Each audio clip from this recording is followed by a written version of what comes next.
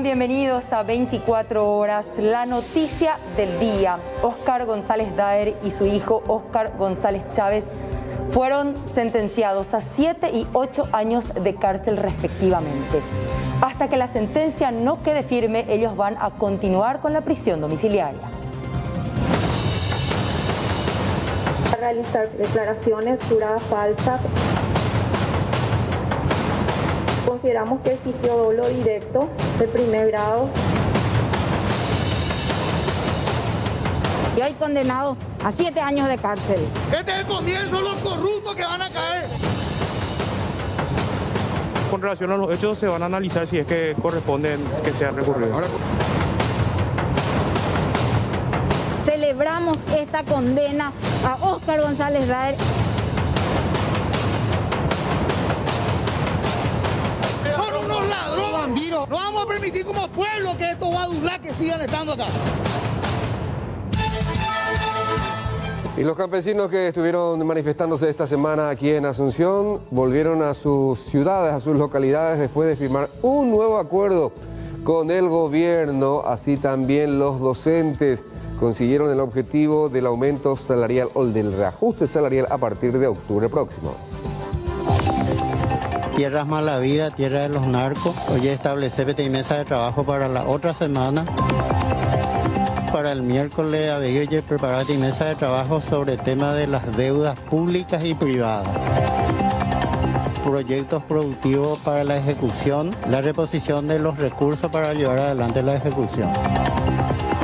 De darse las condiciones impositivas de recaudación, sobre todo, los docentes podrán recibir aumentos. No es que aprobamos aumentos, la posibilidad de aumentos si es que las recaudaciones así lo permiten. Y también esta noche en 24 horas recordamos una fecha muy especial, la tragedia de Piribebuy, a 152 años de una derrota, pero una batalla heroica.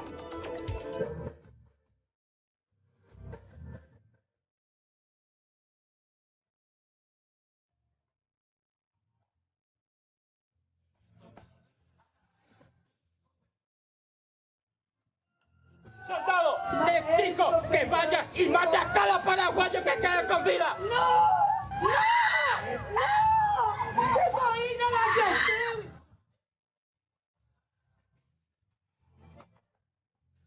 gente! ¡Pori paraguayo, güey! ¡No!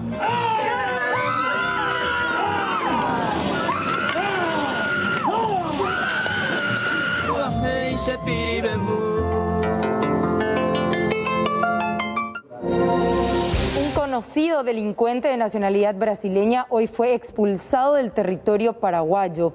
Él es supuestamente integrante activo del primer comando capital y utilizaba en nuestro país para seguir cometiendo crímenes y delitos un nombre falso.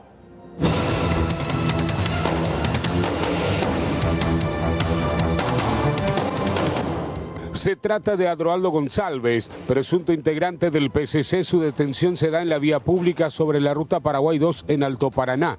Él mismo utilizaba nombres falsos para cometer los crímenes. Incluso fue condenado en Paraguay a 8 años de prisión. Logró fugarse del reclusorio. Fue recapturado para cumplir su condena. Luego de un trabajo arduo de identificación de este ciudadano, estamos procediendo a la expulsión conjuntamente con personal del Departamento de Interpol de la Policía Nacional y del Comando Tripartito, Delegación Paraguaya. Estamos haciendo entrega de este peligroso delincuente a las autoridades brasileñas, teniendo en cuenta su largo historial delincuencial que tiene. Repasando un poco, vale aclarar que él mismo se había fugado del Brasil de una penitenciaría de máxima seguridad. En el 2008 él estuvo por Paraguay, en donde protagonizó un atraco a un conocido banco del departamento de Canindeyú. Tiempo después él fue aprehendido, estuvo privado de su libertad y condenado en Paraguay a 8 años de cárcel en la penitenciaría de Emboscada, en donde también se había fugado de ese recinto penitenciario, siendo recapturado tiempo después por las autoridades paraguayas para luego pasar a la agrupación especializada en donde compurgó su pena. Luego de su libertad, hay que aclarar que él había sido procesado con identidad falsa, compurgó su pena también con esa identidad falsa y salió en libertad también por ende con esa identidad falsa. Una vez en libertad, él fue nuevamente detenido en la ciudad de Salto de Guairá por personal de la comisaría primera de esa ciudad por sospecha de que él estaba liderando un plan nuevamente para un atraco a un ente financiero en esa ciudad. El mismo fue detenido nuevamente. Tras ser verificado con las autoridades brasileñas, se pudo comprobar que tenía otra identidad y que es requerido por la justicia de su país. El personal de la comisaría contactó con el comando tripartito, nosotros remitimos las documentaciones que él había expuesto a los intervinientes en aquella ciudad, en donde pudimos corroborar que esa identidad era falsa. Él mismo se aferraba a esa identidad, decía que le correspondía, hasta que se hizo el cotejo, el levantamiento de las huellas dactilares que se remitieron al Brasil a través del convenio de cooperación que tiene la Policía Nacional con la Policía Federal, mediante el comando tripartito, y se determinó que su verdadera identidad era esta de Adroaldo Goncalves, el cual posee 3 órdenes de captura en su país. También la policía brasileña refiere que él es integrante de una facción criminal, requerido por la justicia de su país por 2 casos de homicidio y 1 caso de asalto. Luego de realizar los trámites legales correspondientes en migraciones del Puente Internacional de la Amistad, el hombre fue expulsado y entregado a los agentes federales del Brasil y va a ser llevado a una cárcel de máxima seguridad.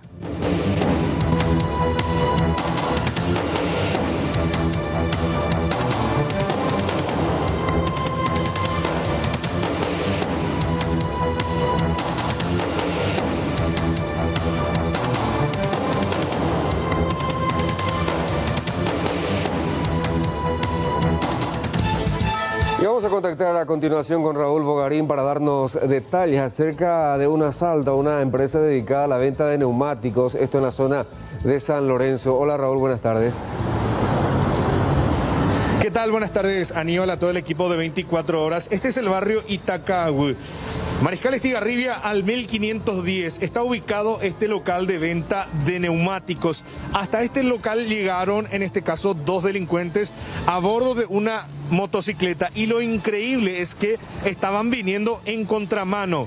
Rápidamente ingresaron a este local comercial, exigieron al dueño, en este caso una persona de 72 años, la recaudación del día. Se llevaron todo lo que había en la caja, dinero en efectivo, monedas, todo lo que encontraron se llevaron estos delincuentes. Posteriormente, antes de retirarse, también se alzaron con 2 celulares. Esto lo hicieron rápidamente y a punta de arma de fuego. Las imágenes de circuito cerrado ya están en poder de los investigadores, quienes van a trabajar arduamente para poder identificarlos. Vamos a escuchar lo que mencionaba el suboficial interviniente Diego Mendoza.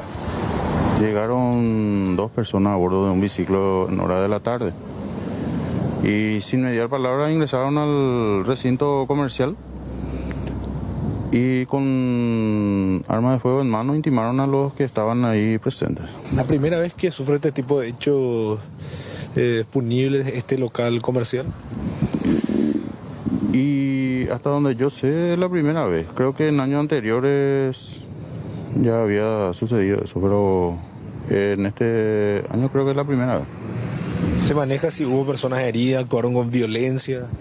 No hubo víctimas de lesiones, no hubo, solamente daños materiales, hasta donde se sabe. ¿Característica de las personas que llegaron a bordo de esta motocicleta? 2 personas a bordo de un biciclo. Se quedó en las grabaciones del circuito cerrado, se observan a 2 personas armadas y las características ya están dictadas en el Centro de Operaciones Policiales para la búsqueda y captura correspondiente. Las imágenes de circuito cerrado van a ser fundamentales para poder de identificar en este caso a los responsables de este ilícito. Luego de haber en este caso cerrado el comercio, ellos fueron hasta la comisaría 15 Barsequillo para radicar la denuncia. Hasta el momento no se tiene un monto exacto de lo robado, se presume que sería un monto millonario, ya que en este caso el rubro de los neumáticos maneja mucha cantidad de dinero, y más aún siendo del sector de los camiones pesados, en este caso de aquí se vienen y se surten para sus neumáticos. Llegaron cerca de las 14:30 horas aproximadamente, Aníbal. Sí, señor, y más todavía sabiendo que a esta hora más o menos estaban cerrando la caja, manejan mucha plata, bueno, y tenían probablemente alguna información de cuánto dinero estaba manejando, Raúl. Exactamente, y es por eso que llegaron de esa manera. En contramano vinieron directamente a su objetivo, ingresaron sin mediar palabras, rápidamente exigieron la entrega de la recaudación del día. Total, habría durado 1 minuto este asalto, quienes rápidamente posteriormente se dieron a la fuga de estos delincuentes. Bueno, Raúl, y antes de cerrar este contacto, mostrarnos un poquito las condiciones ahí de la ruta. Por lo que vimos así de pasada nomás con la imagen, con el paneo que estaba haciendo el compañero, las condiciones son lamentables, desastrosas. Desastrosas, calamitosas, como puedas llamarlo, cualquier calificativo le cae bien, malo que le puedas poner a esta. Sí, exactamente. Exactamente, Aníbal, de esa manera. Miren cómo están desviando los colectivos, los autos. Algunos no tienen oportunidad y ya empiezan a caer a estos enormes baches sobre la calle 1 de Mayo y Mariscal Estigarribia, es donde se genera tipo un arroyo ya acá en este sector. Y hace rato, cuando nosotros estábamos por entrar en vivo, una mujer así de esta manera venía en su automóvil y se le cayó en este caso su celular que tenía en la mano. Aparentemente era de una plataforma digital y estaba mirando para dónde iba a doblar, y en ese entonces se le cae cuando pasa encima de un bache. Está desastrosa esta calle, en este caso Mariscal Estigarribia, una zona muy transitada a esta hora de la noche específicamente, y de esta manera los camiones y los automóviles están desviando para evitar estos enormes baches.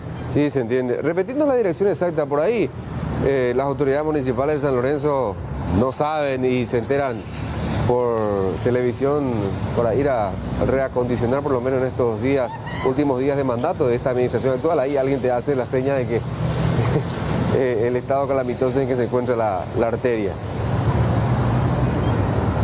1 de Mayo y Mariscal Estigarribia es la calle. Todos están gritando, qué suerte que vinieron a mostrar, porque esto es de hace mucho tiempo. Y fíjense cómo de manera despaciosa están pasando los vehículos, algunos no se dan cuenta y pasan muy rápido, incluso en este caso golpeando gran parte de su vehículo.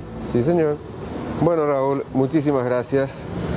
Raúl Bogarín reportándonos la situación. Por un lado, la inseguridad que afecta a esta zona de San Lorenzo, y por el otro lado también el estado desastroso de una de las calles de la ciudad de San Lorenzo.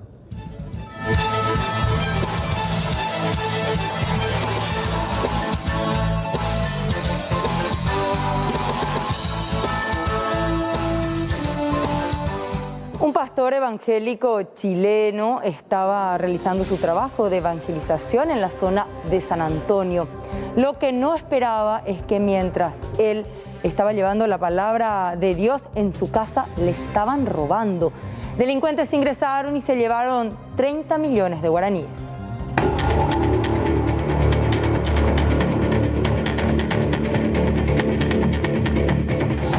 Casa situada en el barrio Naranjatú de la ciudad de San Antonio, ingresaron 2 criminales en un horario en donde aparentemente ellos tenían conocimiento que los residentes de este lugar habitualmente se ausentaban entre las 18 horas y las 20 horas. Los mismos ingresaron por la parte posterior, subiendo a una muralla y posteriormente violentando la puerta trasera del lugar. Como tenían aparentemente cierto conocimiento del movimiento de ellos, se tomaron su tiempo para pasearse por el lugar y alzarse con 30 millones, propiedad de los pastores, entre ellos el señor Castro.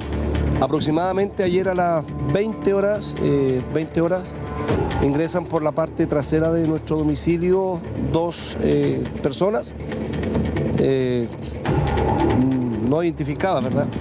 Y le rompen la puerta trasera, el blinde, lo rompen y ingresan a la casa, empiezan a hacer una revisión minuciosa, tuvieron mucho tiempo para buscar dinero, el cual lo encontraron, ¿verdad? Porque aproximadamente una suma de 30 millones ellos sacaron.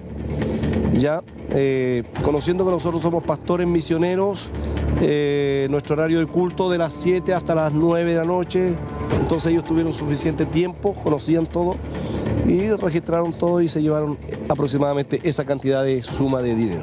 En el horario que los mismos parten del lugar, prácticamente nadie estaba en la calle, por lo cual no se puede tener datos exactos de la característica física de los mismos. Sin embargo, se puede decir que los propietarios de esta vivienda corrieron con suerte porque llegaron 10 minutos después que los mismos se marcharon. Nos conocían bien nuestro movimiento, sí. ¿Regresan ustedes y se encuentran? Y nosotros anoche llegamos un poco más tarde, lastimosamente 10:30, y el video muestra por ahí que ellos 10:30 llegamos nosotros, 10:20 ellos salen. Posteriormente, los criminales, cuyas identidades se desconoce y también a bordo de qué rodado se movilizaban, partieron por la parte posterior de la residencia, por lo cual se desconoce más datos de los autores. Y a continuación vamos a hablar de la movilización campesina del comité o de la mesa intersectorial compuesta por numerosas organizaciones de labriegos y también de organizaciones indígenas. En este sentido, finalmente, después de la firma de un acuerdo con representantes del Ministerio de Agricultura, como así también teniendo a senadores como testigos, resolvieron volver a sus distintas localidades del interior del país, por supuesto. Y tenemos un documento en qué consiste el acuerdo firmado hoy en el Ministerio, en el Senado en realidad. Fíjense, primero se ratifican en el acuerdo firmado el 27 de enero de este año, dando tratamiento prioritario a los proyectos productivos presentados por las organizaciones, asociaciones y comités integrantes de la Coordinadora Nacional Intersectorial que nuclea principalmente a los labriegos y la articulación campesina indígena y popular. Los proyectos deberán ajustarse a las disposiciones legales y reglamentarias establecidas, garantizando la transparencia y la información pública. ¿Qué otro aspecto contiene este documento? Se establece una reunión técnica la próxima semana, martes y miércoles, entre las organizaciones y los representantes del Ministerio de Agricultura y Ganadería para analizar los proyectos presentados.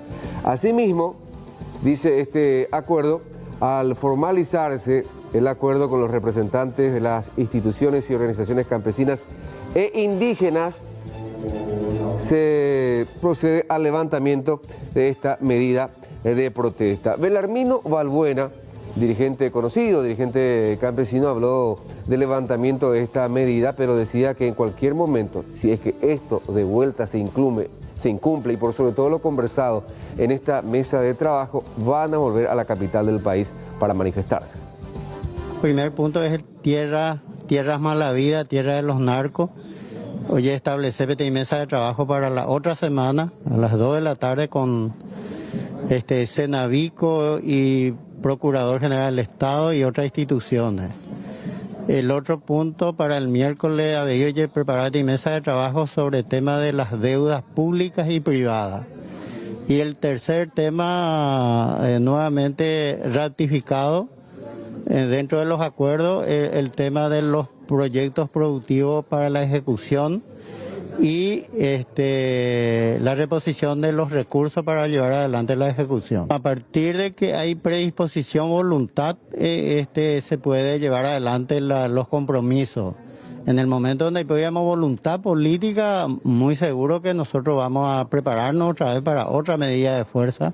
Eso seguro, como en noviembre pasado hicimos 3 movilizaciones, una semana cada movilización. Uno de los compromisos del Ministerio de Agricultura y Ganadería con los campesinos es restituir los fondos reclamados, ya que aparentemente estos fondos fueron transferidos a otras organizaciones que no forman parte de la mesa intersectorial. campesina. Otra novedad en la Cámara de Senadores, hoy sesión extraordinaria, finalmente se aceptó una de las modificaciones del proyecto de ley de contención económica que permite a los docentes y personal de salud acogerse al reajuste salarial. No obstante, este documento vuelve a la Cámara de Senadores, pero ya los senadores también ratificaron y excluyeron a los docentes y personal de blanco de la prohibición de acceder a un eventual aumento de salario. Esto probablemente va a ser desde el mes de octubre. Pero según el senador Víctor Ríos, lo que en realidad se definió no es un aumento, sino la posibilidad de un reajuste de salario siempre y cuando se tengan suficientes ingresos económicos. La Cámara de Diputados eliminó esa exclusión y entonces establece lo siguiente, que de darse las condiciones impositivas, de recaudación sobre todo, específicamente hablando, los docentes podrán recibir aumentos. No es que se aprobó ningún aumento, sino que el Ministerio de Hacienda ahora tiene la autorización legal y la obligación legal de otorgar aumentos al sector docente si es que así permiten las recaudaciones. Así es. ¿Y si los es que médicos? También los médicos. Si es que así, repito, no es que aprobamos aumentos. La posibilidad de aumentos si es que las recaudaciones así lo permiten. La información, ya estamos en vivo e indirecto con esta noticia de último momento y tiene que ver con el arribo de este avión que trae más vacunas a Paraguay. Alexis Amarilla ya está con toda la información y nos comenta desde el Silvio Petirosi. Alexis, ¿cómo estás? Buenas noches. Buenas noches, querido Carlos, ¿cómo estás? El gusto de saludarte, abrazo enorme para la audiencia, un frío que pega fuerte aquí por el aeropuerto. Sin embargo, el viento que sopla son de buenas noticias. ¿Por qué? Porque han llegado nuevamente estas esperadas vacunas Sputnik que se adquirieron a través del Fondo Ruso de Inversión Directa. 20.000 dosis en total que vienen en este avión de la línea Tampa, que en este caso proviene desde Colombia. Y bueno, hablamos de Colombia también porque el país cafetero, siempre hermano con el Paraguay, ha realizado una donación también de 13.104 vacunas de Coronavac. Otra dosis importante también teniendo en cuenta para continuar con el proceso de vacunación. Ya todo está dispuesto aquí en este sector, se aguardan la llegada de las autoridades nacionales y los representantes de los países que colaboran con Paraguay, puntualmente la Embajada de Colombia, que es la que va a participar en este caso de la recepción de las vacunas. ¿Por qué es importante de que lleguen estas vacunas Sputnik?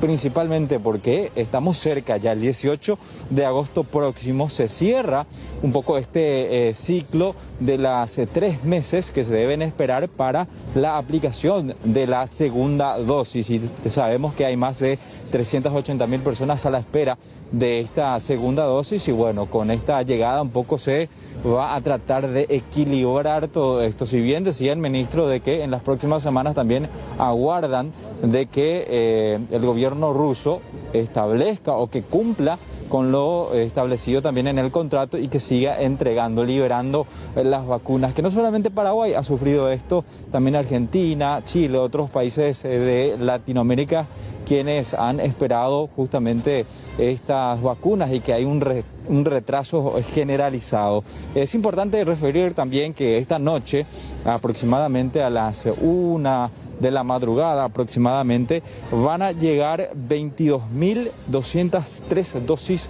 de la vacuna Pfizer. Esto sí ya es un cronograma habitual de los viernes de madrugada con, por supuesto, la farmacéutica Pfizer, que ha firmado un convenio de colaboración con Paraguay y van a enviar de forma escalonada estas 1 millón de dosis. Misma dinámica se había hecho con el Fondo Ruso de Inversión Directa, sin embargo, en este retraso mundial que han tenido, no pudieron cumplir un poco con las exigencias de cada país. Por de pronto, por supuesto, con esto se aguarda de que se comience en la fecha fijada el proceso de vacunación y la aplicación de la segunda dosis. Sin embargo, también decía el viceministro Castro, el director Castro, de que se están también estudiando otras alternativas, por ejemplo, la de aplicar otro tipo de dosis para llegar a la aplicación completa de la segunda dosis. Sin embargo, por de pronto, lo que podemos decir, Carlos, audiencia, es que ya están en territorio paraguayo estas 20.000 dosis de la vacuna Sputnik. Excelente, Alexis. Un poco más de tranquilidad, principalmente para aquellas personas que recibieron la primera dosis de esta vacuna rusa en mayo pasado, completando así los 3 meses sugeridos por este laboratorio. Y después vendrá la dulce espera para aquellos que se aplicaron esta misma marca en julio pasado, el mes pasado, aquel sector de personas vulnerables con enfermedades de base que recibieron precisamente la Sputnik. Les correspondería recibir la segunda dosis en octubre próximo. Comenzaremos nuevamente con la dulce espera. Alexis, estamos en permanente comunicación, ni bien las autoridades ahí den algunas palabras con relación a esta recepción. Por supuesto, Carlos, y por de pronto lo que vamos a decir es que se han establecido los protocolos necesarios, ya está la bandera de Colombia, la paraguaya, y se aguarda solamente de que se haga la descarga correspondiente para iniciar con los protocolos oficiales. Bien, excelente. Alexis, hasta cualquier otro momento. Un abrazo. Gracias. La llegada importante, por cierto, una cantidad que va a comenzar precisamente a distribuirse ya en los próximos días y aplicarse a aquellas personas, como decíamos, se han recibido precisamente la primera dosis en mayo pasado. De hecho, este plan de vacunación para las otras plataformas también ya arranca desde mañana, lo que había anunciado esta mañana justamente el Ministerio de Salud.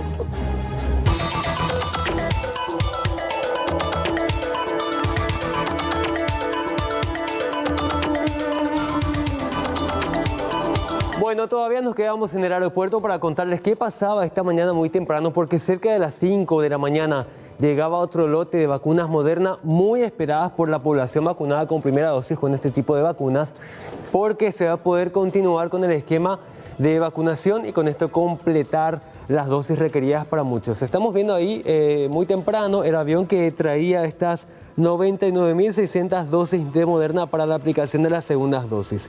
Y la pregunta es, con tantas vacunas que nos están llegando constantemente, de a puchito, pero constantemente cada semana, ¿cuándo se va a reanudar la aplicación de las primeras dosis para los rezagados, para los pendientes, para los habilitados que se quedaron sin vacunas y para nuevos grupos de vacunación? Y la respuesta es que recién a fines del mes de agosto o principios de septiembre. Es lo que dice el doctor Castro. De acuerdo a la disponibilidad, Pfizer o Covaxin se va a estar comunicando, pero la próxima semana va a seguir siendo enfocada en la aplicación de las segundas dosis. Existe un monitoreo de registro nominal para saber quiénes son los que no asisten a recibir sus segundas dosis. De 36.000 personas que recibieron su primera dosis, componente 1, entre el 18 de mayo y 26 de mayo. Entonces tenemos que honrar la segunda dosis con el componente 2. En la llegada, la mitad llega ahora y la otra mitad esperamos la confirmación, que sería la próxima semana. Con eso reactivamos la segunda dosis en este grupo.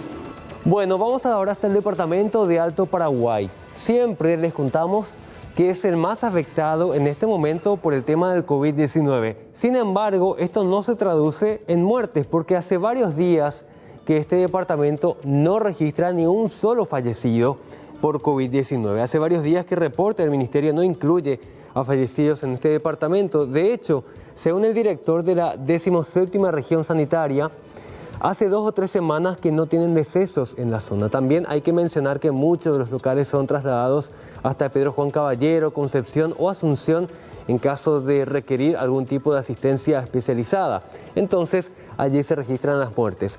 Actualmente son 17 los casos activos en Puerto Limpo, pero esto también está yendo en descenso. No hay positivos de forma diaria. Prácticamente nula cantidad de fallecidos actualmente en el departamento del Alto Paraguay, la 17ª región sanitaria. También tenemos una gran disminución de los casos positivos. En realidad, en los distritos de Bahía Negra, Carmelo Peralta y Puerto Casado tenemos 0. en casos positivos actualmente solamente tenemos en Puerto Limpo y también va en reducción. De 35 que teníamos, o sea, de mayor a 30 que teníamos, ahora tenemos el número de 17 y va disminuyendo. En realidad, en nuestro servicio tenemos muy pocos fallecidos que fallecieron en Alto Paraguay, ¿verdad? Creo que son cantidad de 4 a 5 nomás. Y la mayoría de los demás fallecidos fallecieron ya en otros servicios o figuran en Alto Paraguay porque fijaban residencia en este departamento. Pero en realidad hace muchísimo tiempo que nosotros no tenemos fallecidos por COVID en el departamento en sí. Bueno, y es de destacar que Alto Paraguay es la zona de nuestro país que cuenta con el mayor porcentaje de población vacunada, porque llega al 50% en este momento, pero todavía falta mucho por decir que existe una inmunidad de rebaño. Todavía quedan muchas comunidades indígenas que deben ser vacunadas completamente y también otras zonas alejadas en este departamento. No solamente vacunamos en las cabeceras distritales, que son los 4 servicios, sino que también enviamos brigadas móviles a vacunar en comunidades más alejadas, en comunidades indígenas y en tierra adentro, que son de difícil acceso. Y se está cubriendo un gran porcentaje de vacunación, Violeta. Yo creo aproximadamente estamos teniendo así un registro, aproximadamente estamos llegando ya al 50% o más de la población vacunada en el departamento de Alto Paraguay. Tuvimos bastante resistencia a la vacunación y más en grupo etario de mayores de 60 años y en poblaciones indígenas. Pero con el pasar del tiempo y el recrudecimiento de la pandemia, donde empezaba a haber 100 a 200 muertes por día a causa de esta enfermedad, inclusive en el departamento personas de edad que se descompensaban y iban trasladados a otro servicio. Entonces eso sí ya levantó un poco la alerta en toda la población y decidieron vacunarse. Aparte que muchos compañeros de trabajo también que sí recibieron la vacuna se infectaron con el COVID-19 y no pasó a mayores, tuvieron solamente síntomas leves. Entonces eso se reflejó en la población y hizo que realmente las personas quieran vacunarse. Inclusive ahora ya los indígenas están aceptando también la vacunación. Y después de 6 meses de juicio oral y público, prácticamente 23 horas de deliberación del Tribunal de Sentencia, hoy se dio a conocer el fallo para Óscar González Daer, ex hombre fuerte de la política paraguaya, ex senador nacional, y para su hijo, Óscar Rubén González Chávez, actual concejal municipal de la ciudad de Luque. Pero vamos a mostrarles ya en qué consistió la sentencia dictada hoy por este Tribunal de Sentencia. En el caso de Óscar González Daer, los hechos punibles por los cuales fue condenado a 7 años de cárcel: enriquecimiento ilícito y declaración falsa. Por lavado de dinero fue absuelto, pero la gente se dirá, pero ¿cómo se enriqueció ilícitamente pero no lo condenan por lavado de dinero? Bueno, el Tribunal de Sentencia se basó en el artículo 104 del Código Penal, prescribió el hecho, y básicamente lo que dicen es que el 24 de agosto del 2009 se había creado la empresa Príncipe de Saboya, supuestamente para blanquear su dinero proveniente de actos ilícitos, y que en el 24 de agosto del 2019 se completaron los 10 años. El lavado de dinero, 5 años, el doble de la pena establecida para este delito, entonces se produce la prescripción. Pero según otros abogados dicen que en realidad la prescripción en todo caso tendría que empezar a contabilizarse del 24 de agosto del 2019, cuando se produjo la última ilicitud. La sentencia, decíamos, consiste 7 años de cárcel, un comiso especial de 5.903 millones de guaraníes y monedas, solamente sobre las cuentas bancarias de Óscar González Daer. No se incluyen los bienes inmuebles. También fue inhabilitado a 7 años para el ejercicio de funciones públicas. Pero, ¿en qué momento se aplica esta inhabilitación? Desde el momento en que cumple la pena principal, recién después de que tenga compurgada esta pena de 7 años. ¿Qué pasa con el hijo Óscar Rubén González Chávez? Él sí fue condenado por los 3 tipos penales: enriquecimiento ilícito, declaración falsa y lavado de dinero. Su sentencia: 8 años de encierro, un comicio especial de 29.237 millones de guaraníes, más 7 años de inhabilitación. Ustedes recuerdan que la Fiscalía había solicitado 10 años de pena privativa de libertad para ambos, inhabilitación por 1 década para el ejercicio de funciones públicas y que le comisen un total, tanto a padre como a hijo, un total de 57.000 millones de guaraníes. Vamos a escuchar lo que decía una de las integrantes de este tribunal de sentencia especializado en delitos económicos, la doctora Yolanda Morel, quien, entre otras cosas, señalaba que Óscar González Daer actuó dolosamente al falsear sus declaraciones juradas ante la Contraloría General de la República. En cuanto a la tipicidad subjetiva de la conducta que nos consideramos probada, consideramos que existió dolo directo de primer grado, atendiendo a que él mismo conocía su deber de presentar la declaración jurada, conocía que los datos no se ajustaban a la realidad y quería ese resultado. En cuanto a la antijuridicidad, también entendemos que no existe en el ordenamiento jurídico un permiso legal para realizar presentaciones, declaraciones juradas falsas ante la Contraloría, por lo que su conducta es antijurídica. También vamos a escuchar lo que decía la jueza Yolanda Portillo, quien presidió este tribunal de sentencia, explicando un poco la aplicación de garantías reales para garantizar los bienes que fueron comisados, los bienes que están embargados, a los efectos de que alguna vez, si es que se confirma esta sentencia incluso a nivel de la Corte Suprema de Justicia, el Estado pueda recuperar ese dinero o esos inmuebles, esos bienes que supuestamente los González Daer se quedaron de manera ilícita.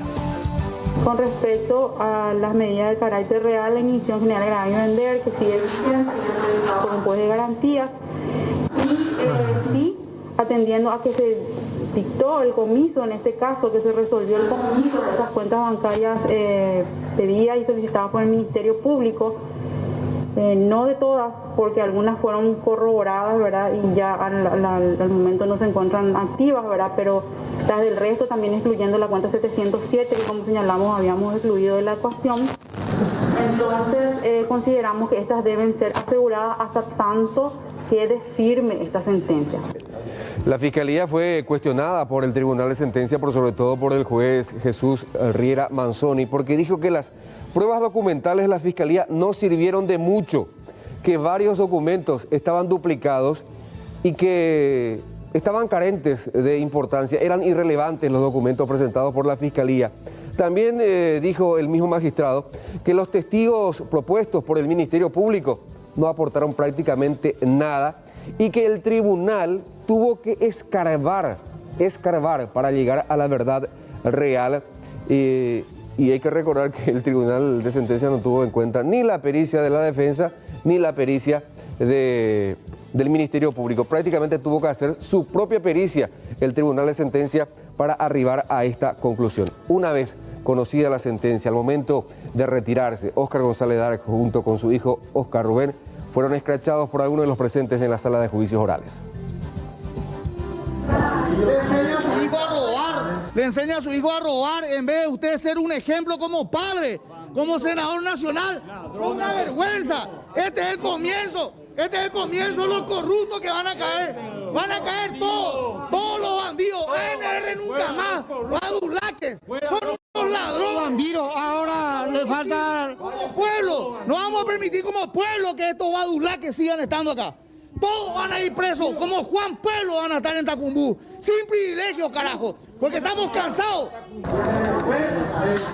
La Fiscalía está conforme con la sentencia dictada por el Tribunal de Sentencia. Dijo que esperan primeramente leer íntegramente el fallo para luego decidir si apelan o no esta sentencia contra los González Daer. Habla Francisco Cabrera, quien estuvo coadyuvando con su colega Liliana Alcaraz. Igualmente habla en la siguiente nota la señora Aide Vera, una de las personas que permanentemente estuvo encabezando manifestaciones, movilizaciones contra los González Daer.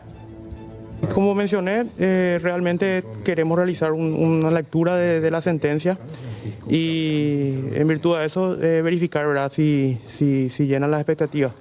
Como también había mencionado, lo que a nosotros nos habilitaría a recurrir es la violación de un precepto legal o de una regla de sana crítica o de valoración, pero no un cuestionamiento a la decisión, ¿verdad? El tema del lavado de dinero, ya que fue absuelto, doctor. Y bueno, con relación a la pena no hay mucha variación, pero con relación a los hechos se van a analizar si es que corresponden que sean recurridos. Ahora, conforme, doctor, con esta sentencia que dictó el día de hoy el tribunal colegiado. Como mencioné, en lo personal sí estoy conforme. Celebramos esta condena a Óscar González Daer e hijo por corruptos, por significativamente corruptos, y hoy el tribunal lo demostró. Celebramos esta victoria ciudadana. Tenemos en cuenta que hemos escrachado a esta persona por más de 22 días frente a su domicilio y esa presión ciudadana hizo que esto sea realidad, sentado en el banquillo de los acusados y hoy condenado a 7 años de cárcel, él y su hijo. Esta condena de 7 y 8 años para los González Daer no implica que ambos vayan inmediatamente a prisión. Ambos siguen en libertad, pero hay que decir que de las condenas que le fueron impuestas, que de los años que le fueron impuestos, se le tienen que descontar ya automáticamente al menos 24 meses, porque ya estuvieron en la agrupación especializada y también bajo la figura de la prisión domiciliaria. Y por supuesto, esta sentencia, según su abogado, Claudio Lovera, va a ser apelada. Ellos ya estaban al borde, sí, ellos tuvieron más de 11 meses privados de su libertad, la pena mínima es 12, y luego estuvieron, de los 11 meses posteriores a eso, tuvieron más de casi un año con arresto domiciliario. 2 años cumplidos prácticamente. 2 años cumplidos. ¿A dónde van ellos ahora? A su casa. Bueno, estamos hablando aquí con los compañeros de la implicancia de esta decisión judicial, lo emblemático de este caso, porque estamos hablando también de que la decisión judicial marca un precedente muy importante. Estamos hablando de un político de carrera, estuvo años en la Cámara de Diputados, estuvo años en la Cámara de Senadores y finalmente termina de esta manera. Era uno de los parlamentarios que recibía más visitas, pedidos de trabajo, pedidos de aumento, incluso un líder fuertísimo del Partido Colorado en su momento. Y rememoramos rápidamente cómo se vivió este proceso tan emblemático en el ámbito político. Quiero agregarle algo, Juan. Desde que fue diputado, integraba el jurado de enjuiciamiento de magistrados y desde ahí orquestaba todo para sus propios intereses, para su hermano Ramón González Daer, por ejemplo, y para otros allegados suyos. Y por supuesto, ya sabemos los famosos audios filtrados que se dieron a conocer y que le valieron una exigua condena de 2 años de prisión. Y la justicia hacía énfasis en el punto de inhabilitarlos para cargos públicos porque hicieron referencia a la influencia que tienen en su zona de trabajo. Estamos hablando de la ciudad de Luque, que tiene un arrastre político muy importante después de esta sentencia. Esto pasaba en las elecciones del año 2018. Recordemos, esto saltaba en 2017, él presentaba renuncia ante el Congreso le rechaza la renuncia y le aplica la pérdida de investidura. La primera vez que el Congreso de la República del Paraguay aplica esta sanción a un parlamentario después de este escándalo. Se generaba un clima muy inestable, contrario a González Daer, y esto fue lo que pasó en el día de las elecciones. Una turba de seguidores, porque siguió teniendo muchísimos seguidores, evitaba que se acerque la prensa a preguntar. Sí, justamente, debido al escándalo de los audios, que develaban justamente la manera como operaba desde el jurado de enjuiciamiento de magistrados, llamando a fiscales, a jueces o a través de terceras personas recurriendo a magistrados. Siguiendo con estas imágenes, compartimos brevemente lo que pasaba en un día de elección. Una semana tienen los senadores para tratar la pérdida de investidura del senador Óscar González Daer. ¡Cierto!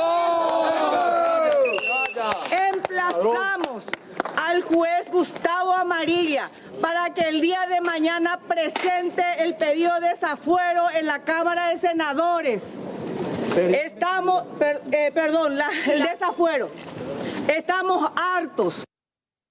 La paradoja, ¿no? Esta mujer, María Esther Roa, hoy está siendo enjuiciada en un proceso bastante cuestionado, bastante polémico, por violación de la cuarentena sanitaria. ¿Por qué? Porque justamente había encabezado una manifestación, que es un derecho consagrado en la misma Constitución Nacional. Algo que no se explica realmente en cuanto a la reacción de la justicia en pandemia y con los pedidos del fin de la corrupción. ¿Qué pasaba después de las elecciones? Él fue nuevamente senador, pero por una cantidad inmensa de días, cerca de 20 días, la manifestación en Luque fue cada vez más grande y recibió una convocatoria pero enorme de gente que pedía justicia, la renuncia de González Daer a su banca, y así se vivía esto. Llegaron a quemar banderas, cubiertas, hubo incidentes en muchos de estos días, la policía ya no sabía qué hacer. ¿Y qué decía González Daer? Negaba que seguía viviendo en esta casa del centro de Luque como para despistar y dispersar también a toda esta gente. En todo momento, incluso evitaba la prensa en la mayor cantidad de tiempo de trabajo en el Congreso, pero en todo momento cuando le preguntábamos señalaba que eso está en manos de abogados, que es una cuestión de la justicia, que siempre iba a estar a disposición de la ciudadanía. Vamos a compartir con ustedes una de las notas que le hacíamos por entonces ahí en el Congreso Nacional. Las manifestaciones están amparadas por la Constitución. Nadie puede atajar eso, ¿verdad? Ojalá que sea manifestaciones pacíficas, ¿verdad? Hay un pedido ahora de pérdida de investidura, ¿qué le parece eso? Y no sé, gracias. No sé yo de eso nada. ¿Usted no está viviendo en esa casa ahora mismo? No, ahora mismo no estoy viviendo. Ya no vivía hace un tiempo yo ahí. O sea, el tema del pedido que se hizo, del tema de su renuncia, ¿qué le parece? ¿Va a renunciar? ¿Va a presentar? No, de eso no quiero hablar, Pues el tema de su investigación de la justicia, senador, ¿va a seguir eso paralelamente? Eso está a cargo de mi abogada, tienen que hablar con ella, yo en eso no estoy. ¿Qué mensaje da la ciudadanía finalmente, senador? Brevemente. Y no sé, yo estoy a disposición de la ciudadanía, así que no hay problema. Bueno, evasivo en todo momento, y no fue la única vez que los periodistas le preguntaron lo mismo, qué responde ante la justicia, cómo toma estas graves denuncias de tráfico de influencias, del tema de los audios, del tema del enriquecimiento ilícito y otros gravísimos, y siempre evitaba tener contacto con esa respuesta o confrontar por lo menos ante estas graves denuncias. Una de sus primeras víctimas desde el jurado de enjuiciamiento fue el entonces fiscal Alejandro Nissen, quien osó en investigarlo. Y así le fue a Alejandro Nissen. Fue sacado. Hoy en día alejado de la función de la Fiscalía, ¿no? Sí, señor. Bueno, vamos a compartir con ustedes ahora una de las apariciones públicas ya durante el proceso judicial. Acudía ante la Fiscalía Anticorrupción y así fue recibido por manifestantes, pero quiero que escuchen muy bien el audio. Aparte de los manifestantes, muchísimos seguidores suyos que le decían fuerza, fuerza, senador. Escuchemos.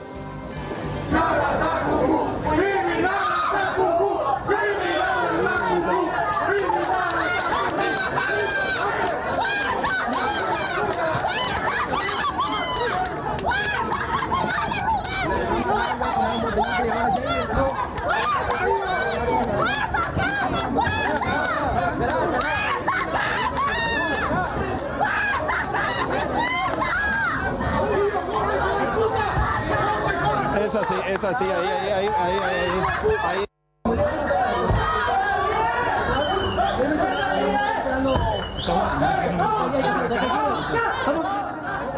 Bueno, el momento en que abandonaba la agrupación especializada, también impresionante la cantidad de gente que iba ante algún tipo de aparición pública para darle apoyo. Exactamente, esto al cabo de 11 meses y cuando que dejaba la agrupación especializada, esto en el marco ya de su enjuiciamiento que le costó ahora la condena. Exactamente.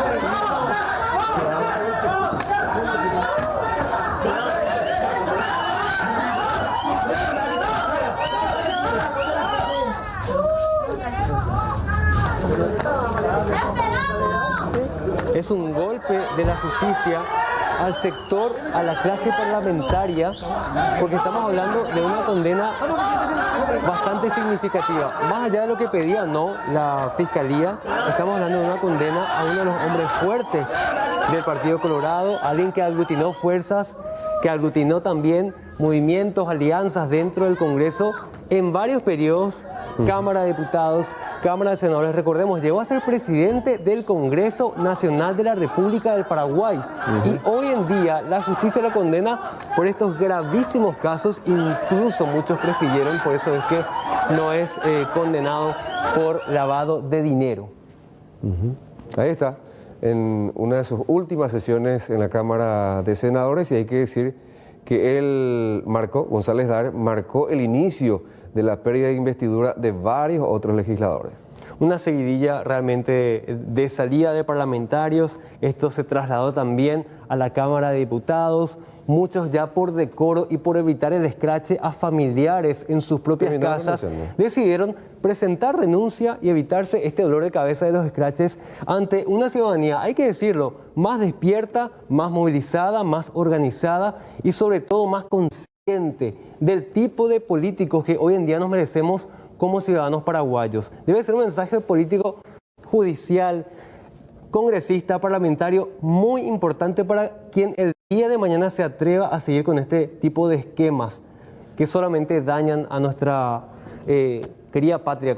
Y no podemos dejar de mencionar que Óscar González Daer y toda su familia fue declarado por los Estados Unidos como una persona corrupta, significativamente corrupta, que tiene prohibido el ingreso a territorio norteamericano.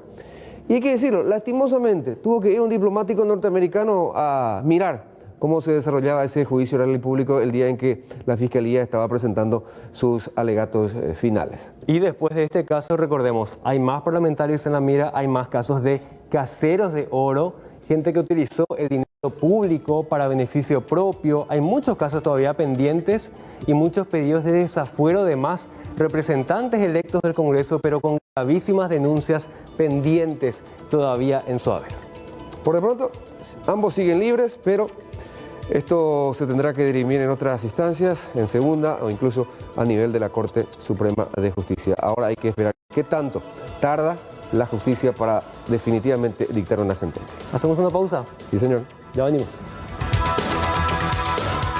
Con más información, en el cuarto barrio de Luque, 2 jóvenes fueron detenidos tras efectuar disparos a mansalva en la calle mientras, según la denuncia, ingerían bebidas alcohólicas.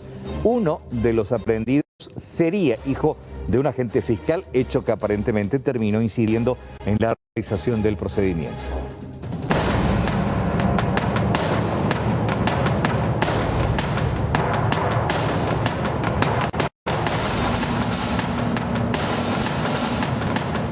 Hombres fueron aprehendidos tras realizar disparos con arma de fuego en plena vía pública, en aparente estado de ebriedad. Vecinos del cuarto barrio de Luque fueron quienes denunciaron la criminal actuación. Llegamos al lugar y uno de los sujetos ya se dirigió hacia su domicilio con el arma de fuego en la mano, una pistola. Y de inmediatamente procedimos a indicarle que arroje el arma de fuego en el suelo y se entregue. Haciendo caso omiso y lanzó el arma en sí dentro de la propiedad. Entonces, ellos estaban armados. Sí, tenía el arma de fuego en la mano. ¿Cuál de ellos? ¿El que tenía el abrigo negro? El más alto. Tengo los datos del muchacho ahí. Óscar Augusto López. Sí. Él sería que estaba armado. Sí. Entonces, ¿hubo resistencia durante el procedimiento? Hubo resistencia de parte de este muchacho. El otro se quedó en el lugar, estaba ahí observando. ¿Qué nos mencionó él durante el procedimiento? Y manifestó que él tenía influencia, que no se sabía con qué se metía, que su papá tenía contacto y cosas así. Normal de una persona en su situación, que aparentemente estaba alcoholizado.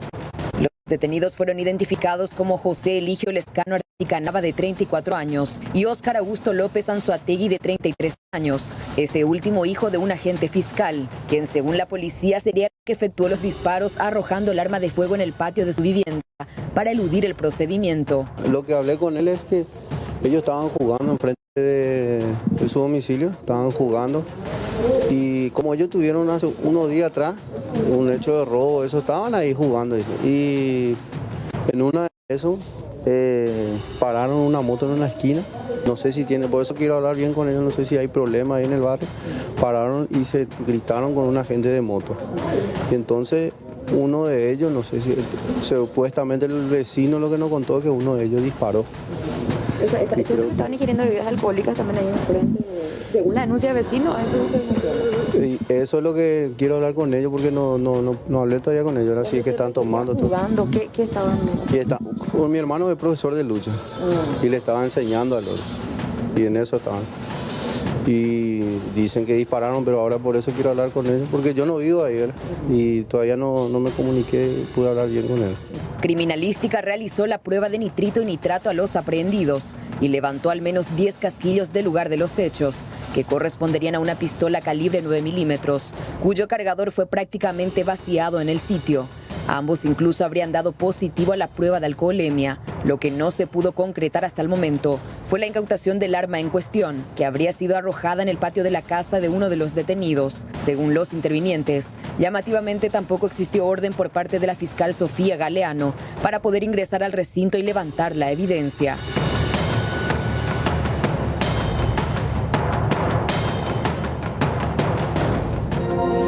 Extraña realmente la forma en la que actuaron estos jóvenes, llama mucho la atención ese nivel de violencia. ¿Cuál fue la interna? ¿Qué exactamente ocurrió en el lugar? Alexis Aveiro, cuéntanos más detalles. Mercedes, compañeros, buenas noches. Y por más de 2 horas se extendió un allanamiento al interior de precisamente la casa de Óscar Augusto López Anzoátegui, hijo de un agente fiscal, ya que se indican a él como el autor de los presuntos disparos que se realizaron durante una jornada de tragos que se extendió hasta las 7:30 de la mañana aproximadamente. La comitiva fiscal ingresaba, la búsqueda fue minuciosa, inclusive algunos treparon hasta el techo de esta vivienda ubicada en el barrio Villadela de la ciudad de Luque para tratar de encontrar el arma. Sin embargo, el resultado fue infructuoso. Previamente, tanto Óscar Augusto como también Jorge Eligio Lescano habían prestado declaración indagatoria ante la Fiscalía de la ciudad de Luque. Ellos en su declaración negaron haber realizado disparos. En tal sentido, la Fiscalía ordenó ciertas diligencias como el análisis además de cámaras de circuito cerrado de la zona, como que ellos también se realicen la prueba de nitrito y nitrato a fin de determinar si efectivamente quedaron restos de pólvoras en sus respectivas manos. Con respecto a este punto, una eventual imputación sería por la producción de riesgos comunes y la transgresión de la ley de armas, si es que se llega a corroborar que efectivamente hubo disparos. Al respecto, conversamos con la fiscala Sofía, en este caso, la fiscala Sofía Galeano. Tener en caso de que hubiere filmaciones de los circuitos cerrados de la zona, ¿verdad? Así también en caso de que existan testigos presenciales, a los efectos de poder tomar los datos de los mismos. También ya se citó a prestar declaración testifical a los intervinientes, todo esto teniendo en cuenta de que del acta de denuncia que fue puesto a disposición de mi unidad, no se puede identificar quién fue la persona que realizó disparos en caso de que ellos hayan sido los que realizaron los disparos, ¿verdad?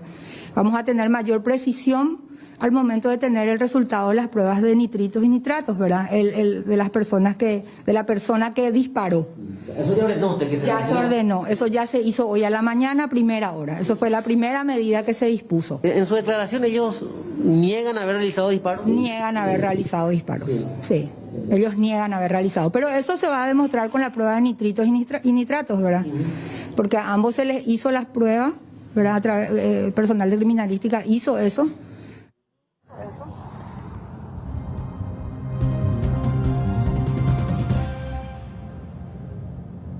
Adelante, Alexis. Bueno, es lo que indicaba la fiscal Sofía Galeano con respecto a los procedimientos que se realizaron y que fueron de rigor en la fecha. Por de pronto no existe persona imputada, pero ellos permanecen en carácter de aprehendidos en sede de la Comisaría Tercera de la ciudad de Luque. Gracias, Alexis, por estos datos y mucho que investigar sobre esta situación, sobre todo si los jóvenes alegan no haber realizado ni un solo disparo. Vamos a estar muy atentos a cómo se va desarrollando este caso. Gracias. Buenas noches, hasta la próxima. Muchas pruebas, pero nada absolutamente hasta ahora que los pueda relacionar directamente con este caso que asustó y mucho. Como verán, se levantaron varias pruebas. Hasta ahora la investigación es muy incipiente. En los próximos días vamos a tener más resultados sobre el supuesto actuar de estos dos jóvenes. Y en otra información, comentarles que ocurrió un grave accidente en la zona de Capiatá. Un camión perdió literalmente los frenos y fue a chocar contra un colectivo y terminó contra la muralla de una vivienda. Uno de los ocupantes del vehículo de gran porte resultó seriamente herido.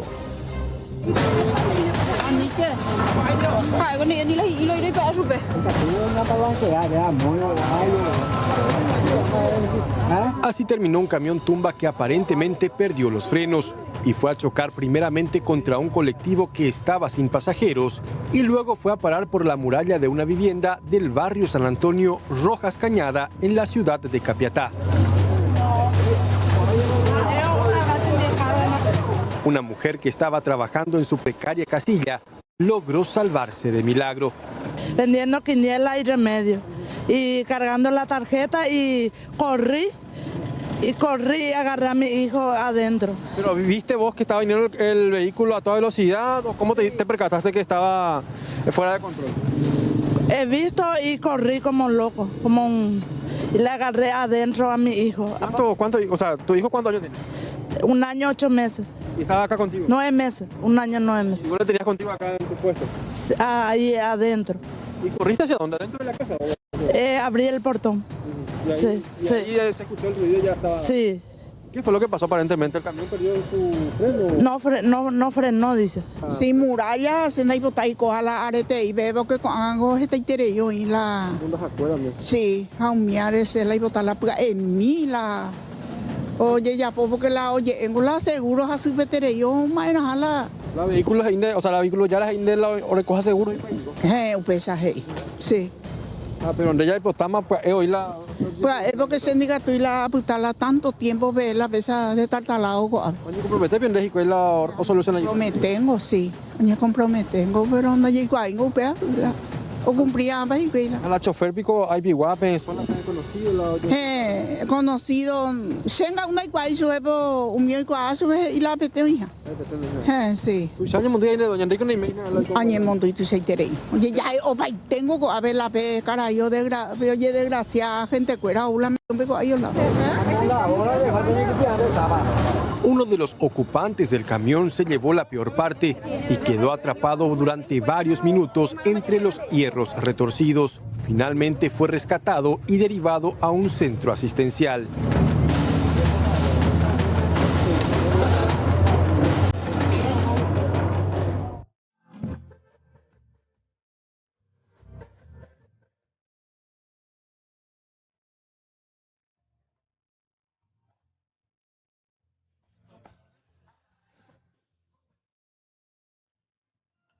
Soldado, le exijo que vaya y mate a cada paraguayo que quede con vida. ¡No!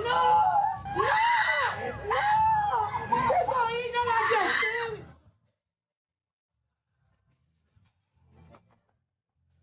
¡Está coli paraguayo, güey, viva, no!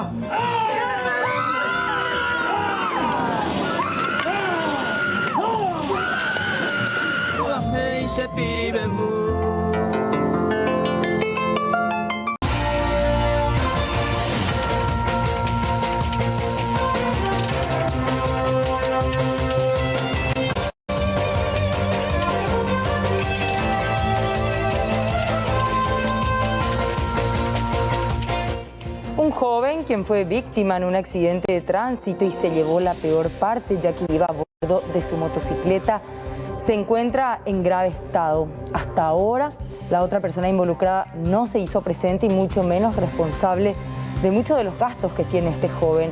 Es la necesidad urgente que tiene la familia.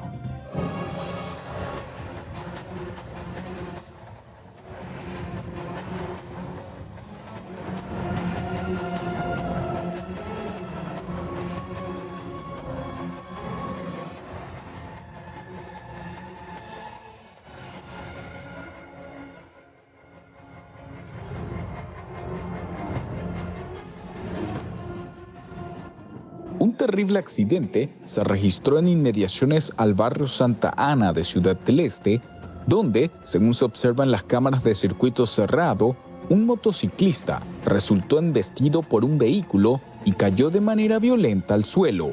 Posteriormente, el conductor del vehículo involucrado se dio a la fuga. Él siempre se levanta a partir de las 4 en adelante, ¿verdad? 4:30 ya está listo y ya se dirige hacia su trabajo. Y precisamente yo acababa de brindarle esa motito, ¿no? Para que se pudiera transportar mejor, con más facilidad. Entonces de ida tuvo este percance, ¿verdad? Como a las 5 de la mañana por ahí en el barrio Santa Ana. El padre lamentó el hecho explicando el estado de salud de su hijo. El joven tuvo que ser trasladado hasta el centro asistencial de Asunción. Y realmente él tiene un golpe, ¿verdad? Y un poco de coágulo de sangre en el cerebro. Y justamente le estaban medicando con la esperanza de que se disipara, ¿verdad? Pero ya que tiene muy poco progreso, entonces decidieron hacerle la cirugía para que pudiera recuperarse. Él, gracias a Dios, ¿verdad? Que ahí cuando se impactó por el vehículo, quedó inconsciente, desmayó. Y le auxilió 2 muchachos que estaban ahí, que se ve justamente en el video del circuito, y se lo llevaron allá y como a las 7 por ahí recuperó la memoria. Y fue él que le brindó mi número a la doctora para que me llamara, y como a las 8 ellos me ubicaron.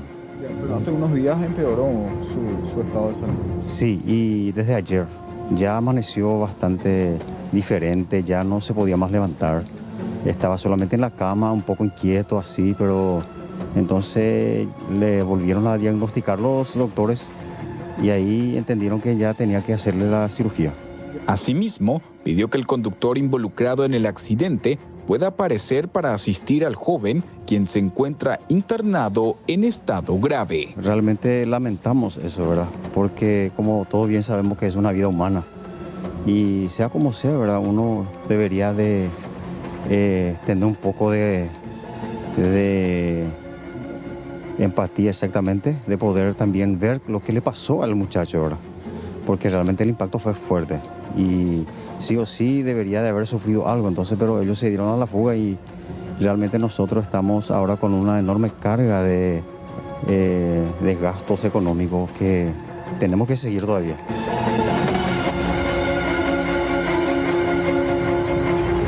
Señora, señor, ¿cómo le va? Bienvenido al bloque de economía y vamos a hablar de una de las tantas consecuencias que trae este paro de camioneros que se lleva a cabo a lo largo y ancho de nuestro territorio. Cada uno de los sectores productivos van manifestando su inquietud y por sobre todas las cosas van advirtiendo acerca de lo que puede pasar si es que no se llega a una solución más rápido que tarde. En este caso vamos a hablar de los afectados del sector avícola.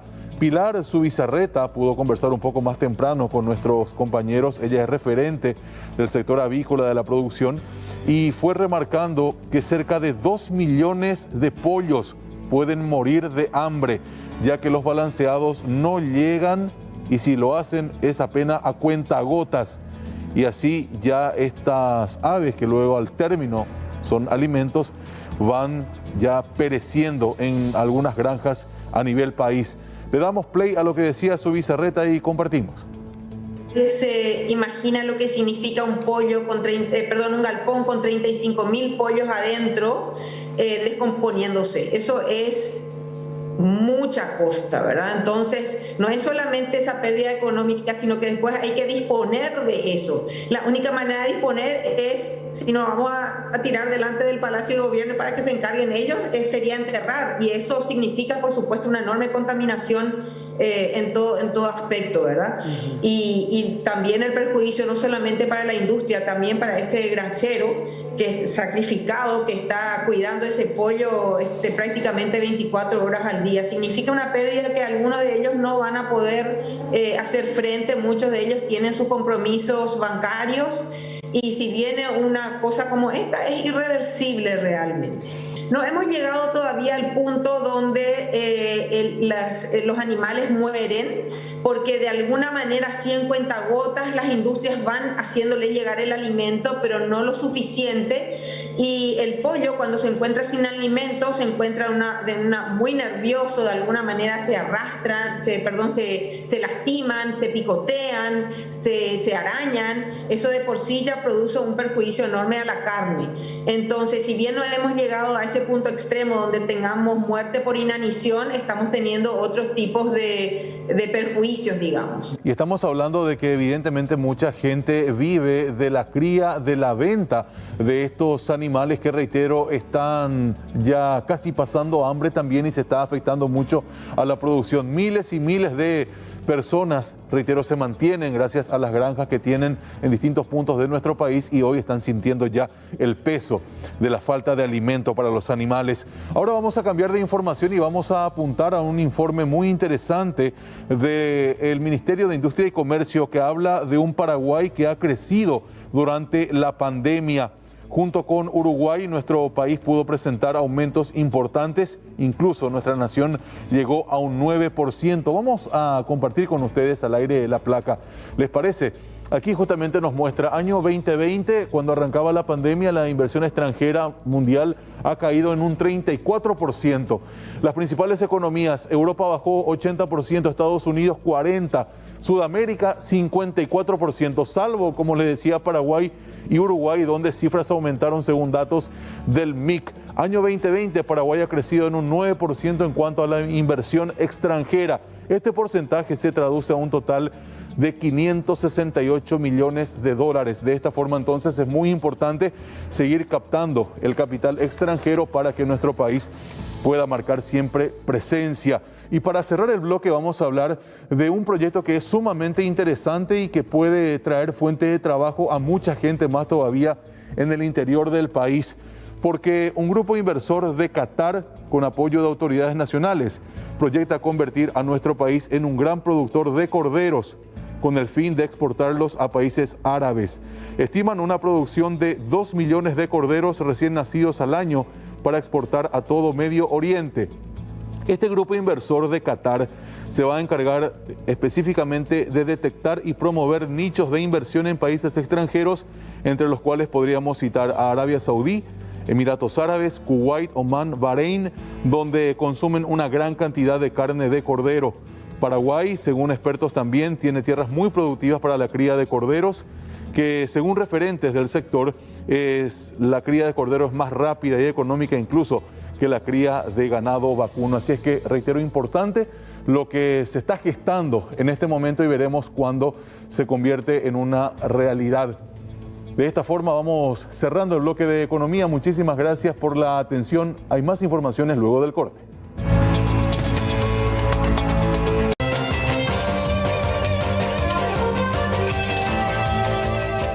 Están muy preocupados los comerciantes en la zona de Encarnación, específicamente los que están apostados en el microcentro de esta ciudad, porque los descuidistas hacen de las suyas. Afortunadamente lograron detener a uno de ellos. Lo pudo identificar gracias a las imágenes del circuito cerrado de uno de los negocios.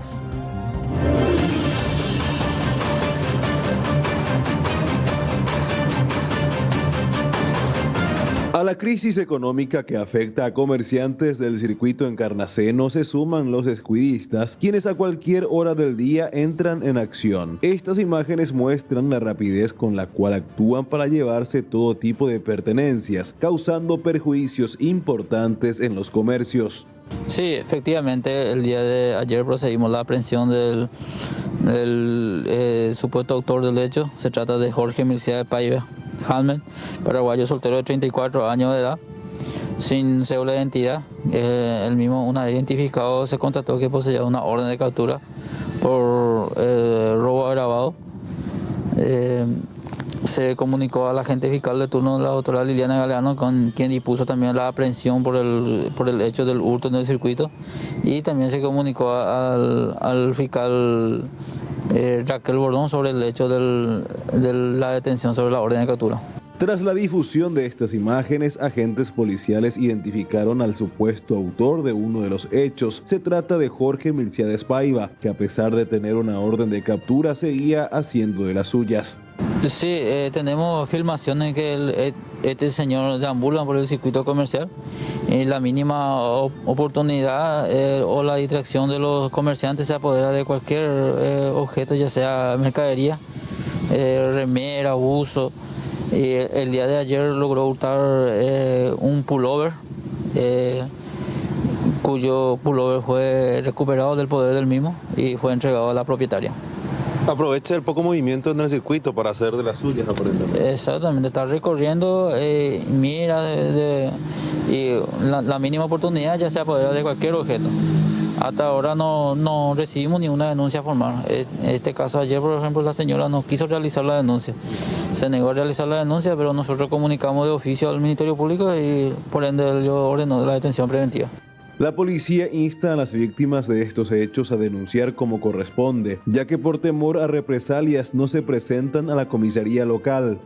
Efectivamente, se invita a la gente que haga su denuncia, así también que la policía tenga un conocimiento del hecho, ya que ese video estaba recorriendo por grupos de redes sociales en el circuito comercial, pero en ningún momento ninguna persona acercó en la comisaría. Nosotros logramos obtener por tercera persona ese video y la denuncia correspondiente sobre ese caso que está circulando en las redes sociales, en ningún momento se denunció.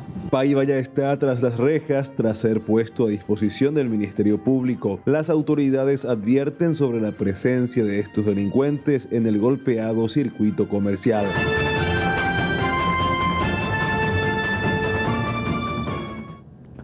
Hoy, 12 de agosto, es una fecha muy especial, lamentablemente marcada por la tragedia. Y precisamente jóvenes de la ciudad de Piribebuy realizaron un tour histórico por la ciudad para relatar visualmente de aquella tragedia en la Guerra Grande cuando tropas brasileñas terminaron matando a cientos de inocentes, quemando incluso un hospital. Recordar que Piribebuy se convirtió en aquella época como tercera capital de la República.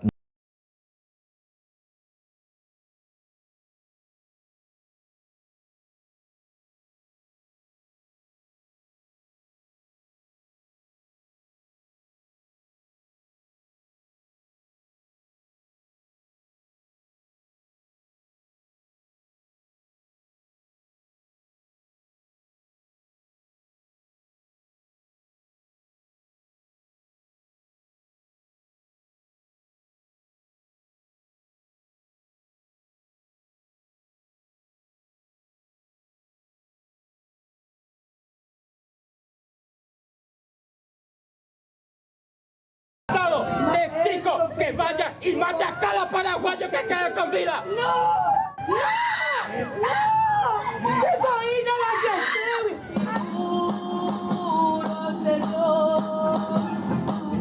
Quisimos hacer representaciones para que la gente pueda sentir en carne propia un poquito de lo que se vivió aquel 12 de agosto de 1869. La gente en sí, una vez de que conozca lo que fue, lo que se vivió acá, que valore más, porque no en otras ciudades tenemos lo que se vivió acá en Piribebuy, fueron macabras escenas y nosotros comenzamos con esta actividad que es nueva, que es un yehuatá, hablando en guaraní, y conocer escenas trágicas que se vivió acá en Paraguay. Y de Yapa pedimos a nuestros jóvenes que se involucren más y que valoren más lo que tenemos en Piribebuy. Y la verdad que estamos muy sorprendidos por la cantidad de gente y todo fue muy dinámico y esperamos que se pueda realizar más cosas así. ¿Es la primera vez que se hace? Es la primera vez que nosotros organizamos como Turismo Joven. ¿Hace cuánto tiempo que están dentro de esta comisión? Y oficialmente hace un año estamos.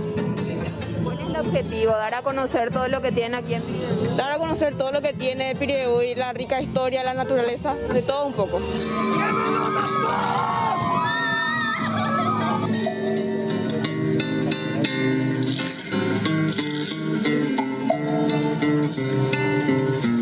valor histórico de la ciudad de Piribebuy es uno de los puntos más destacados por parte de los visitantes. De ahí la importancia de esta actividad, teniendo en cuenta lo que significa dar a conocer y revalorizar pasajes de nuestra memoria. Fue un privilegio que nos tuvieran en cuenta, ya que somos jóvenes, para realizar una actividad así, para recordar a nuestros héroes y heroínas. También tenemos que hacer mención de que esta actividad se da dentro del marco de la edición de la Semana Cultural. Fue toda una semana cultural, hubo homenaje, hubo charlas, talleres y demás. Y ya cerramos con esta actividad del Walking Tour con los chicos de Turismo Joven. Fue una forma un poco más dinámica, como dijo mis compañeras. Quisimos hacer algo más novedoso también para que la gente pueda llamar la atención y que ellos acudan, ¿verdad?, a la experiencia, y ya se vio la cantidad de gente que tuvimos, entonces podemos decir que fue un éxito, ¿verdad? Que logramos captar la atención de la ciudadanía y también de gente, como dijiste, del extranjero, inclusive, que hoy nos acompañaron. Nosotros desde Turismo Joven, nuestro objetivo es llegarle a todos los jóvenes con lo que es el turismo de nuestra ciudad, que es rica en historia, cultura, en paisajes, en naturaleza. Tenemos muchísimo para ofrecer y como jóvenes somos la esperanza para que esto crezca cada día y sea mejor. Lá está o chefe das crianças soldados. Mate todos eles.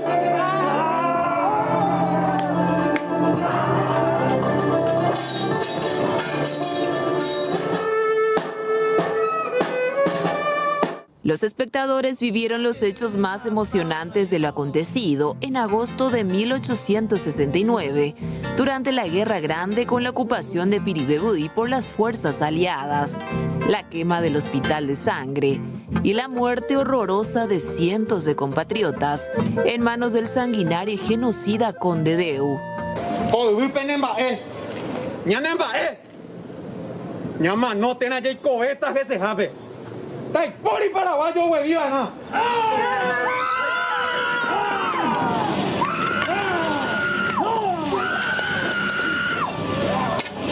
La finalidad a futuro es convertir a Piribebuy en capital cultural e histórica, con la participación activa de los jóvenes y de toda la comunidad.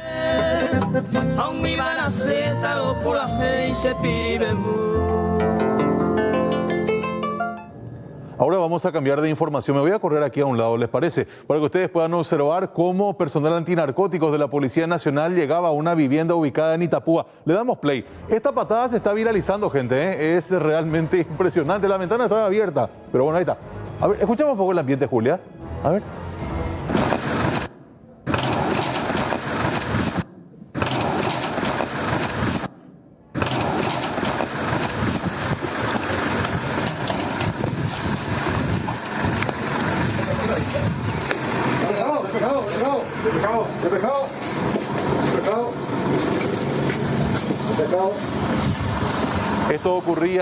Esto ocurría, reitero, un poco más temprano en Coronel Bogado, departamento de Itapúa. El resultado es 6.000 kilos de presunta marihuana que fue decomisada por estos agentes en compañía del agente fiscal Enrique Díaz, quien encabezó también el procedimiento. Se detuvo también a una persona. Esta persona fue identificada como Edgar Joaquín Garay Candado. Entre las evidencias incautadas, además de la droga, habían también teléfonos celulares y otras evidencias que van a ser a partir de ahora analizadas. Todo esto se da en el marco de la investigación realizada por la transgresión a la ley 1340/88 y sus modificaciones. De esta manera, reitero, en Coronel Bogado, en esta casa ubicada en la colonia Resquín del departamento de Itapúa, Edgar Joaquín Garay Candado quedó detenido. Ahora hay que ver si este lugar servía justamente como un depósito en donde se guardaba esta cantidad impresionante de presunta marihuana, cuál era el destino que tenía la droga a partir de este punto itapuense. De esta forma, reitero, es una de las informaciones más importantes de la jornada en el 7º departamento de nuestro país.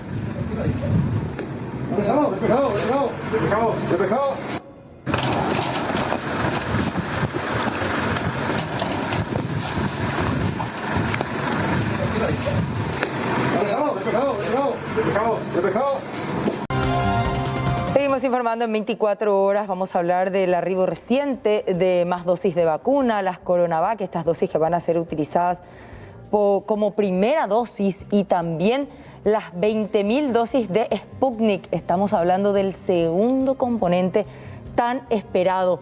Y además otras 20.000 dosis se esperan todavía para la semana que viene. De esta manera, lo ideal es seguir avanzando en este programa de vacunación y tener la mayor cantidad de personas inoculadas en los próximos meses. Este porcentaje de cumplimiento de segundas dosis que orilla el 85-86% hace que el día de hoy superemos el 1.000.000 de personas con 2 dosis. Eso realmente es satisfactorio y estamos caminando a cumplir el primer objetivo de este mes de agosto, que es alcanzar 1.500.000 personas con 2 dosis y posteriormente ir valorando, como ustedes saben, desde mañana hay varias plataformas que ya están siendo entregadas en los vacunatorios y que van a estar siendo administradas desde mañana en todos los vacunatorios del país. ¿Cómo se comenzaría a aplicar estas dosis que llegaron teniendo en cuenta la necesidad de las personas que se aplicaron la Sputnik? Bueno, es muy importante la pregunta porque tenemos que aclarar que esto corresponde al grupo de personas que recibieron el componente 1 en el mes de mayo. Desde el 18 de mayo en adelante, incluso hasta el 26 de mayo, hay aproximadamente 36.000 personas que han recibido el componente 1 y eso hace que nosotros a partir del 18 de agosto también tendríamos que ir cumpliendo con el componente 2. Como bien mencionó el ministro Federico, nosotros estamos esperando la confirmación de la llegada de las otras 20.000 dosis para así también ya implementar lo que es la segunda dosis. Y en busca de la conservación de la flora nativa, vamos a hacer un recorrido por todo el territorio nacional. Arranca ya nomás y nuestra compañera tiene más detalles sobre lo que va a ser esta gran expedición. Alejandra, ¿cómo estás? Buenas noches. Bien, Mercedes, ¿cómo están? Un cordial saludo también para todos los televidentes. Y asimismo, inician las expediciones de A Todo Pulmón y tenemos que hablar de esta nueva edición de Colosos de la Tierra, la número 10. Estamos hablando de uno de los concursos más importantes a nivel país y, por qué no, también a nivel mundial. Y ya les quiero mostrar cómo se están preparando los chicos aquí para lo que va a ser este primer grupo que va partir rumbo al Chaco paraguayo. Pero para más detalles acerca de la organización, de cómo se va a vivir toda esta expedición, vamos a hablar con Osvaldo Turlán, director de proyectos de A Todo Pulmón. Bueno, me imagino también, Osvaldo, mucha expectativa para lo que va a ser esta nueva expedición. Y estamos hablando del concurso ya número 10, ¿verdad? De todo lo que viene ya realizando A Todo Pulmón. ¿Cómo estás? Buenas noches. Buenas noches, muchas gracias por el espacio. Sí, realmente estamos muy emocionados. Esta es la primera expedición de 3 que van a hacer, de 3 fines de semana.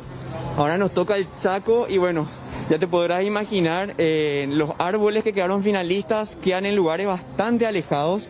Vamos a visitar 5 árboles en total y que bueno, quedan muy distantes unos de otros. No quiero adelantar ningún detalle de la expedición, simplemente que estamos muy felices, muy emocionados porque se pudo hacer posible otra vez la edición de Colosos de la Tierra. Superamos récord de inscriptos y bueno, estábamos siempre con la duda a causa de la pandemia de si se iba a poder realizar o no, pero bueno, cumpliendo todos los protocolos con el apoyo de todas las empresas e instituciones que lo hicieron posible, hoy es realidad esta primera expedición y bueno, va a ser toda una aventura que por supuesto que le vamos a estar mostrando y bueno, y gracias a ustedes va a llegar a todo el país también. Para que la gente pueda dimensionar también, porque hablamos de un concurso bastante amplio, ¿verdad? ¿Qué se tuvo en cuenta para seleccionar a estos árboles? Bueno, estos finalistas que vamos a ir a fiscalizar, se tuvo en cuenta la altura total del árbol y la circunferencia. Esas medidas, los que postularon los árboles, nos mandaron las medidas y nos mandaron videos y fotografías del árbol. Entonces nosotros pudimos corroborar de forma, digamos, digital por el momento y ahora, luego que quedaron estos finalistas, que lo decidió el jurado, ya nos toca ir a corroborar las medidas, ¿verdad?, en campo. Entonces vamos a ir La idea principal es medir los árboles, pero por supuesto queremos conocer a aquellos que han postulado el árbol, aquellos que los cuidan, estos guardianes del futuro, realmente, y bueno, y conocer la historia detrás de los árboles. Y hablábamos de que es el primer grupo, ¿verdad? Nos quedan todavía 2 fines de semana. ¿Cuáles son esos destinos? Si ya nos podrías adelantar un poquitito. Sí, el segundo viaje vamos hacia el este, un poco del norte y centro. Y ya el tercer destino nos toca el sur. Entonces, mucho del sur y sureste, pero todos los viajes van a ser increíbles, tienen Y como siempre decimos, todos los árboles son los que nos marcan la hoja de ruta. Nunca sabemos dónde van a estar en estos finalistas, entonces, y siempre tratamos de hacer todo lo posible para llegar, ¿verdad? Hacen un gran esfuerzo estas familias para cuidar estos árboles. Lo menos que podemos hacer es ir a conocerlos, medirlos y premiarlos. A pesar también de la pandemia, de una situación bastante complicada, realmente todo esto se hace posible nuevamente. Y también hablamos de una alta participación porque muchas personas postularon sus árboles y bueno, hoy estamos hablando de la 10ª edición también de Colosos de la Tierra. Asimismo, ya en la historia de Colosos ya vamos más de 3.000 árboles que están siendo cuidados, que han sido postulados año tras año. Y para nosotros es un gran orgullo, o sea, llegar a esta 10ª edición de una idea genial que nació hace 10 años realmente nos emociona y por supuesto tiene muchísimo impacto porque detrás de estos árboles hay familia, detrás de estos árboles hay bosques que se están conservando y finalmente más allá del concurso es una campaña de concientización ambiental para la conservación de los bosques. Muchísimas gracias, Osvaldo. No, a ustedes por el espacio. Muy buen viaje también para todos. Gracias, muchas gracias. Bueno, ahí teníamos, Mercedes, entonces la explicación de Osvaldo Turlán, director de proyectos de Acto Pulmón. Y bueno, esta es la preparación ya aquí de los chicos que van a estar partiendo en la primera expedición, nos decía Osvaldo, rumbo al Chaco. Todavía queda el este, el sur, así que ya vamos a estar también siguiendo todos los detalles muy de cerca también con la compañera Violeta González, que es la encargada de hacernos llegar también todo lo que va a ser esta expedición hacia el Chaco paraguayo. Es así que después nos cuenta en primera persona lo que es esta experiencia, porque realmente es una experiencia muy enriquecedora y conocer lugares completamente inhóspitos también es digno de destacar. Gracias, Ale. Gracias, Mercedes. Hasta luego. 10ª edición de Colosos de la Tierra ya arranca y vamos a conocer cuáles son los árboles más grandes que tiene nuestro país. Estamos hablando de especies nativas. Hacemos una breve pausa, ya volvemos.